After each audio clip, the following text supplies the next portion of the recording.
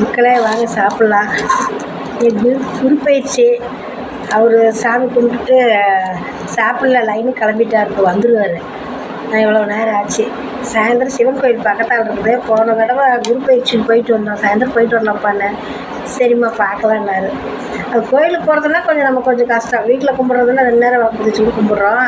கோயிலுக்கு போகிறதுனா கொஞ்சம் அவர் இந்த வண்டியில் கூடை கட்டுறதுனால அது கூடையை கழட்டிட்டு படி செட் பண்ணோம்னா கொஞ்சம் உடம்பு முடியறதுக்கு சலுப்படுறாரு. போயிட்டு வரலாம்ப்பா அப்படின்னேன். சரிம்மா போகலாம் அப்படின்னாரு.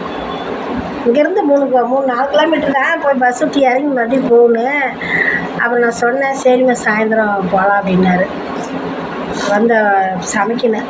அவர் வரத்துக்குள்ளே சமைச்சிடலாம். நான் நைட்டு பீட்ரூட் சட்னி ஆட்டி சாதம் வடித்து சாதம் நல்லாயிருக்கும். இந்த கேன் தண்ணியில் ஆக்கிற மாதிரிங்க அந்த சாதம் நல்லாயிருக்கும்.